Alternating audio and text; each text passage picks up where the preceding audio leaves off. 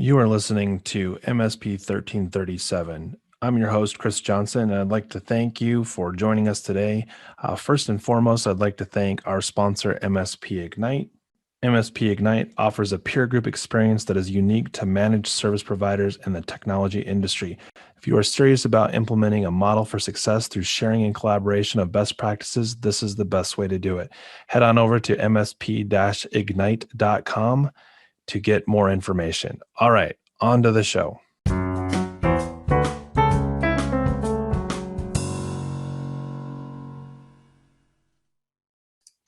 Welcome, everybody, to this episode of MSP 1337. I'm joined this week by Bill Mulcahey. Yeah. Father Mulcahey from MASH, Chris, if you remember that. I was going to, yes, I actually do now that you say that. Well, welcome, Bill, for being on the show. I'm really looking forward to this conversation. This is by far the only topic that we haven't really touched on because we've kind of glazed over that security has demographics or that it is sensitive to the size of an organization. So based on the conversation or the question you asked in the town hall, in our MSP-Ignite town hall, I thought it'd be a great opportunity to expand on, I'm an MSP, but I'm also an SMB. How do I wrangle cybersecurity both for my organization and my clients? And one of the questions that you asked was, where do I start? How do I, the controls seem so overwhelming. How do I shrink that down so it's palatable? And you hear this a lot. It's expensive, right? A lot of organizations will tell you to do cybersecurity well, it's expensive. And that leads to this other piece that happened in the last episode I did, which was, have you ever heard of the term InfoSec poverty? I don't know if you've heard of it. I have not. No. Okay, so InfoSec poverty is this idea that says, in order to protect your organization, you need the following things to be secure. So I'll use an example, like let's just say the firewall is going to cost $50,000. Now, obviously, this is more of an enterprise type statement, but let's just say it costs $50,000. You have $20,000 left in your cybersecurity spending. What are you going to spend it on? Because to get the first level or the next level up on where you're at to reduce the risk is 50 grand and you have 20, where do you spend the money? So if I think about that in more of the SMB space, maybe it's not so much driven by a dollar cost, but more about a resource availability cost. So if we implement a new firewall or we add a new SIM tool or we have a new process and procedure, I think InfoSec poverty can suddenly come into play in the SMB space as well, because you don't necessarily have more FTE resources to address the need for what is going to improve, say, your cybersecurity posture. So I think to some extent, and I'll let you phrase the question because I know I just kind of went a little bit all over the place with some of the things that we've talked about. But as we look at cybersecurity being everybody's problem, everybody's challenge, and everybody's got to participate in the solution, what is your biggest challenge that you feel needs to be addressed sooner than later as it pertains to cybersecurity and being a smaller MSP? Chris, it's actually, you kind of hit the nail on the head. It's the resources. As we've been going through this practice internally, there are three of us that are involved. We're an eight person company. And, been in business 20 plus years. We thought we were pretty secure. Obviously, I've spoken to you before about having clients that don't really need to adhere to any type of compliance. Sure. But we need to be there. And we are spending a lot of time just trying to get our own place in order. So to look at it, multiply that by 55, 60 users, I get a little nervous about how we're going to be able to provide the type of security we're trying to set up for ourselves for them as well. Right. I think it's one of those things where it's, where do you start? Whether the security controls are, what you're looking at from one framework or another, security awareness training, obviously that's a big one. Skills skills assessment on your own staff. The last thing you want to do is decide to buy a new SIM solution, or even just embrace a new firewall vendor and go, oh, I didn't think about the learning curve that this might be for my staff to embrace this new solution stack. So I think the area that I come away with when I think about FTE resources and just consumption of resources, because it's cybersecurity, right? Like it can be all consuming. Like you think about what an MSSP is, they've taken an element of an MSP's portfolio and said, we're going to be only that one thing. And all of our staff that used to handle things from like how to get it so that you can print again, or updating a server with a Windows patch cycle, is now, say, exclusively focused on what's the firewall doing. And that's it. And they've standardized on, say, one firewall across 50, 100 clients. I mean, now it's, cookie cutter to configure the firewall. It's cookie cutter to set rules up by default. So I think about the easiest place I think there is to start is to think about things from a, what do we have now that often gets overlooked as being part of the security solution. So if you think back to when you started your MSP, you probably didn't have a line item or a break in your line items for the cost per user per month model or cost per device per month model, where it said, and this is where the security services start: antivirus, firewall management, patching of servers. We called it managed services, and we just blanket shotgun approach and said all of these things get lumped in together. And we never said, this is managed services for keeping you operational and lights on, updated drivers, productivity type stuff, from the things that were more about preventing bad things from happening. So I think that's the number one place for any MSP, let alone a small one, to start, is to go look at your portfolio of services and really laser in on what of those services are actually security focused. Because then you go, oh, wait a second, I've got 30% of what I'm doing is already in that category of security services. Now, how do I make that something that my clients understand? Because up until this point, they assumed I was doing everything anyways. I don't know. Does that help like shrink it a little bit before you expand it back out into sort of how do we do it on a larger scale? It does. And we have kind of, since our inception, we've added tools as we've seen needed. And we do have, we standardize on certain tools. But you're right. We don't separate any of that security stack out. We have our firewalls, we have our endpoint security, we have persistent application monitoring, sure, the RMM tools, but that's all been from, a point of break fix, right, to migrating to an MSP, to making sure we have the security in place, and never really educating the client on the fact that, listen, we've added an add. And of course, we've upped our price a little bit, but we don't have that area where we can say this is an area of security focus for you that we've worked on. And maybe saying the word security focused, has a tendency to get overused, right? So my goal, if I was starting an MSP today, I wouldn't lead with, we're a security minded MSP. We put security first. Well, as a prospective client, I surely hope so. And I really hope I don't have to read it in your mission statement to get that vibe from you, right?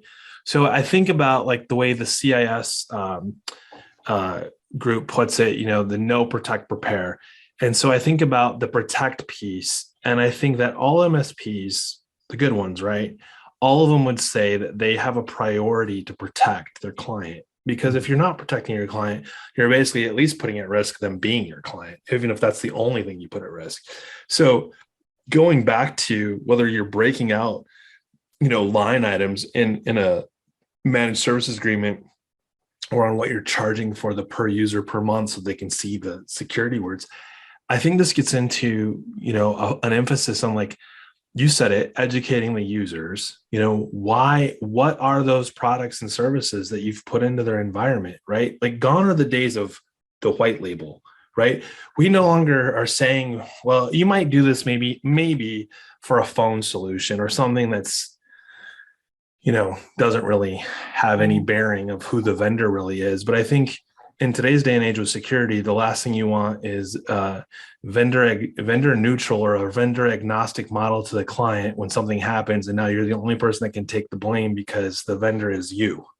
Right. So I think about the educating of the users, and then the second piece I think that goes with it is secure baselines or security baselines. So I think about like, what's the minimum that you put into any one environment where you go, okay, for a 10 user or 20 user, doesn't really matter how many, they're going to get this endpoint protection. They're going to get this MDM. They're going to get this. Like there's maybe a half a dozen things that you look at and you go, okay, with that, are we covered as a baseline? Do you feel confident that while you could add other things, are the basics covered, right? Like worst case scenario, you're getting notified that the endpoint was compromised, as opposed to getting an email that says at 2:00 this morning, it's now 10 a.m.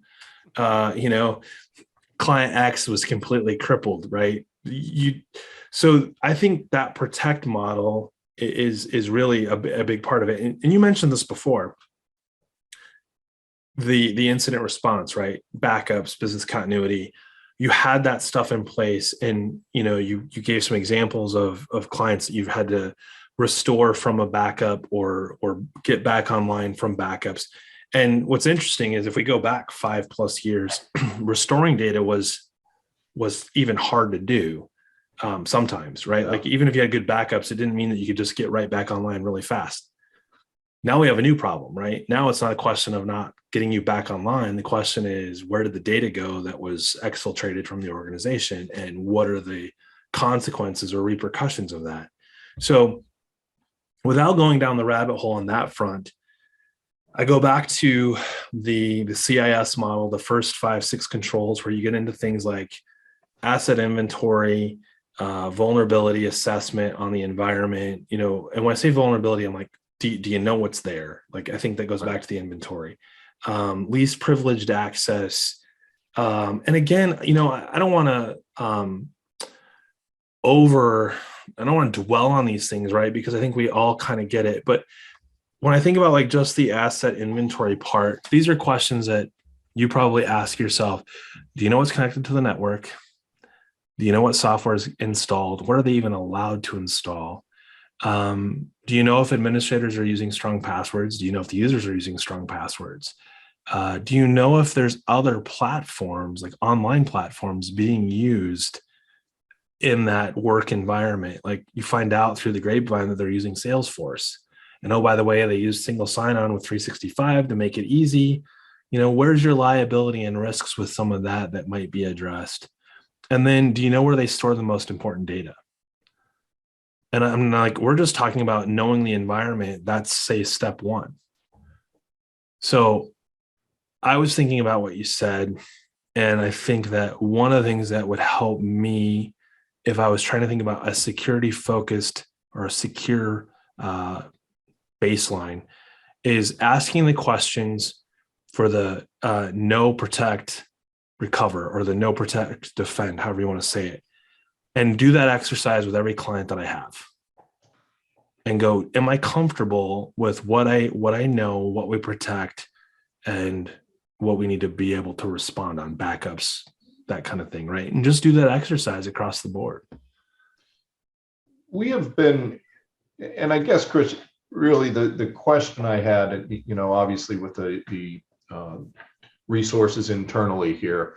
So we're trying to get to a point where, I mean, we know the inventory. Do we have it documented in nice clean spreadsheets like we're doing now here through this exercise? No, sure. But is for a small business such as us, do you think to go through the implementation group one for the first 10 or 18 controls is okay, or should we try to do as best we can to hit all three of them?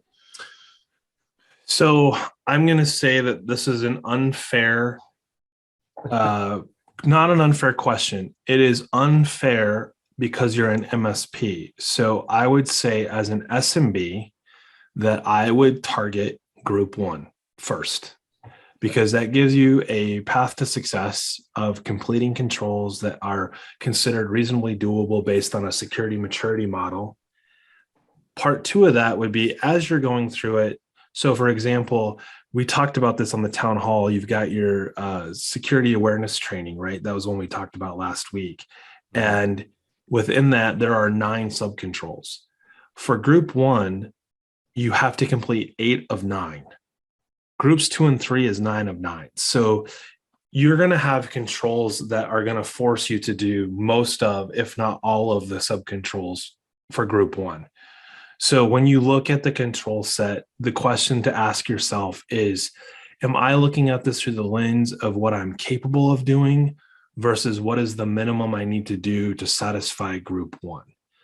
I think the luxury that you have as an MSP is that many of the tools and resources that you use to be successful as a small MSP, a lot of large organizations don't have those tools. So when you think about how this framework was written, the capacity or capability of an MSP is quite a bit different than a lot of the organizations that this framework was intended to help, because these tools require a specific skill set that MSPs by default would have. That's why they're MSPs.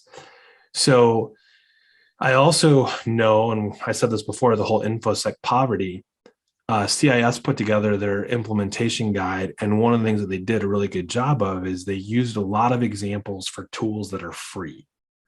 So if you think about like Nmap or like even like Spiceworks, right? Like I'm not trying to say you should go use Spiceworks, but we're talking about products and tools that are out there that allow you to achieve what the control is requiring you to do to satisfy that level of security without necessarily spending any money on products and services.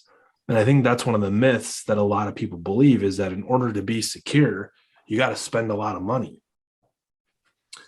So that's how I would approach the security framework. I would also say that while we've spent a lot of time over the last year and even beyond on version 7 of CIS, I think with the release of version 8 this year, that has really made some clarity around what should we be doing as an MSP, even though they didn't write on there. This framework was written for MSPs. We have found, we got through the first 6 or 7 controls of version 7, and we've converted them over to 8. Yeah.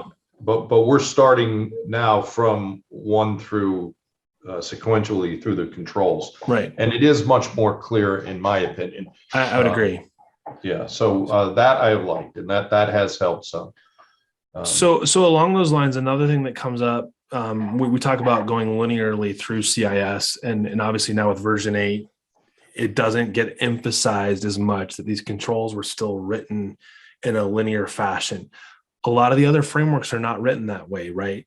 They're not saying like you have, it doesn't say like for NIST 800, it doesn't say, please adopt access control before you tackle any of the other controls. The beauty of CIS version 7 and version 8 is because of the way they are laid out, the controls build on each other and they make it really clear as you're going through that, which in my opinion makes it a whole lot easier to see that I completed this control and I see how it helps me complete the next one. So kind of steps, shifting gears a little bit. One of the things that you had asked me about with regards to, the size of an organization, you had mentioned one of your biggest challenges is both with clients and internally is this idea of training, whether you're doing it virtually or you're doing it in person, and sort of, I don't want to say post-pandemic, but as people return to offices or they stay out of the offices, in many cases, and you use the example that you've got clients that have less employees in an organization doing more work than they did before. And now the question comes up, how do we find time to get in front of these end users that are now really busy because they're doing more, so you can ensure that they're going through some of that cybersecurity awareness training to give you confidence, like, hey, I'm not as worried that my weakest link is just people. So I've been thinking about that since the conversation earlier, like, pre 30 minutes ago. And one of the things that came to my mind when I was thinking about it is, what are the things that your end users use that they are only scratching the surface of the product? I'll give you an example. I'm working with a client right now that has invested money in LastPass Enterprise. And when I was coming in as sort of like the CISO or cyber advisor, VCSO cyber advisor, whatever you want to call it, they gave me a shared password from LastPass so that I could log into their Google environment and start to do a security audit. Password was in plain text. I now have the password. I can change the password. A lot of things come into play.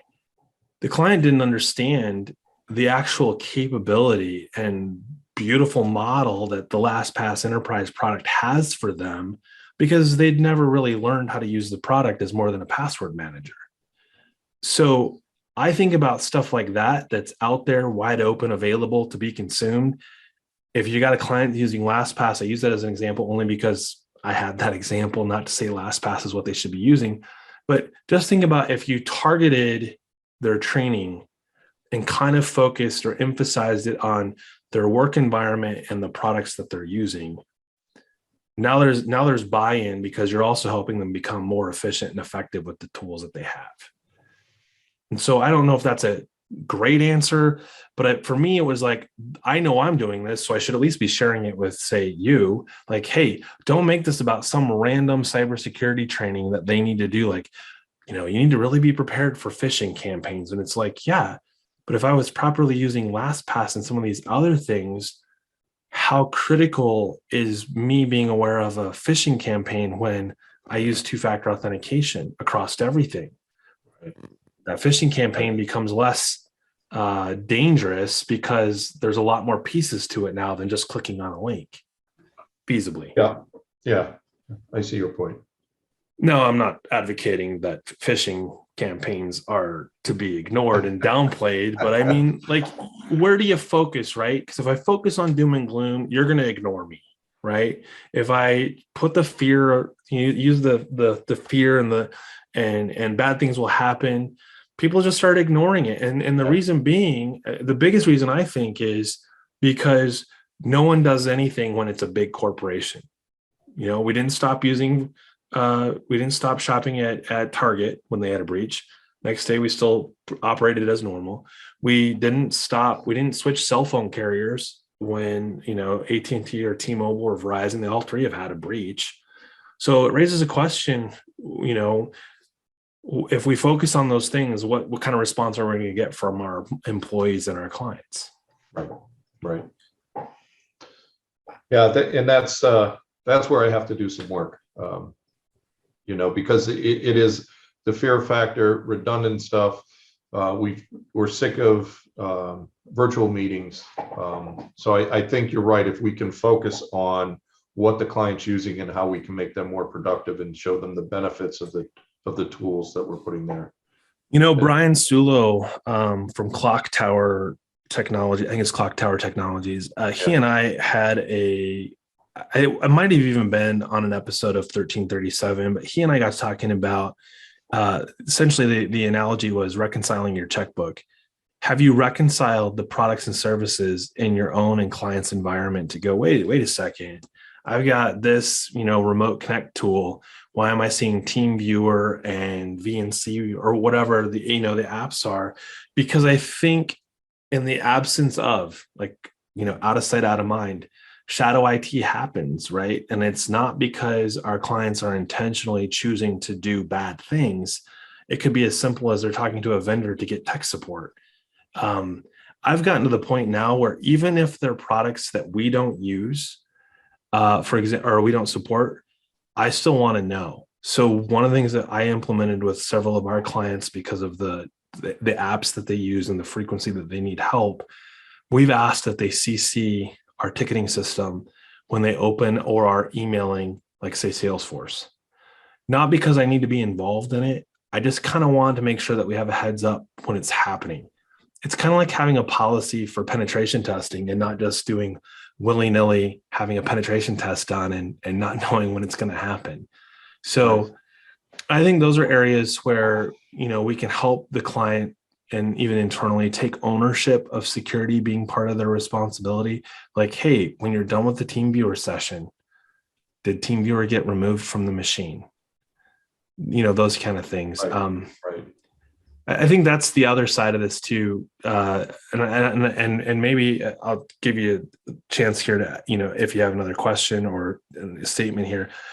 I think that if we don't allow and encourage participation and ownership of what cybersecurity maturity looks like from our clients and our employees, we're not going to achieve it anyway. Yeah. I think, Chris, one of the most beneficial, and I can't recall what town hall it was, but obviously I'm sure almost every one of our clients from the 10 user up to our largest one have all received insurance renewals with the cybersecurity rider, which a lot of them don't even make sense, but it is bringing, they come to us and say, well, will you sign off on this and fill out this information for us and do this work and then send it off to the insurance company. Right.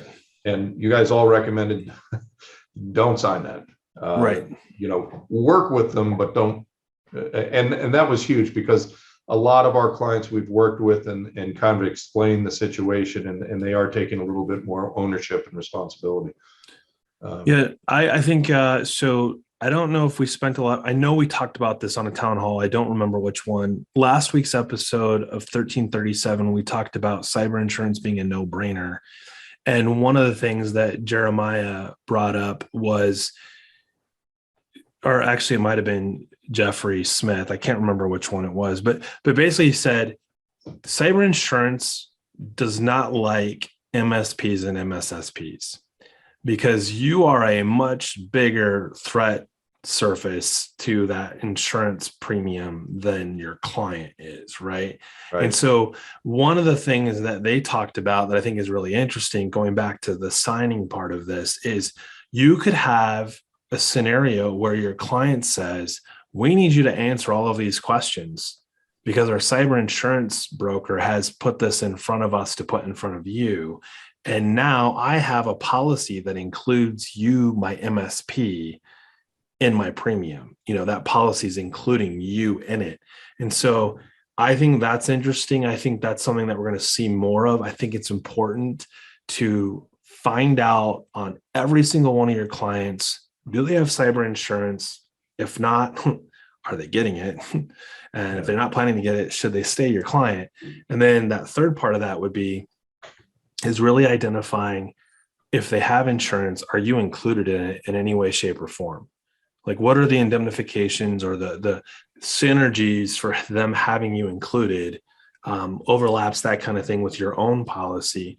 And then also identifying where they're at conflict with each other, right? Because the last thing you want is to have a client with an insurance policy that if something happens, you're butting heads trying to resolve and bring your client back to operational. All right. Well, Bill, as we are closing out this episode of MSP 1337, is there any last thoughts or questions that you wanted to get out there before we close it out? Not really. It's been informative. I really don't have any questions. I keep going to these town halls and learning a lot more, so that's beneficial. Especially as an old guy, Chris. I'm one of the older MSP guys, and I'm learning a lot at this age. So it's the number of times I've heard somebody who thinks they're old say they're an old, and you look at the MSP space, and it's been around all of what, if we're lucky, 20 years. Yeah.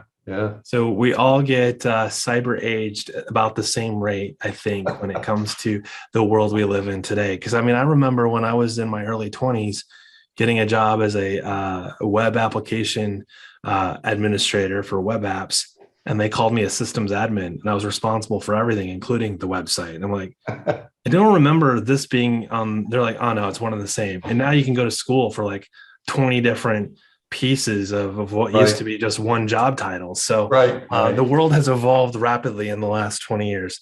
Well, Bill, I really appreciate you coming on MSP 1337. For those of you listening out there, thanks and have a great week. Thanks, Chris.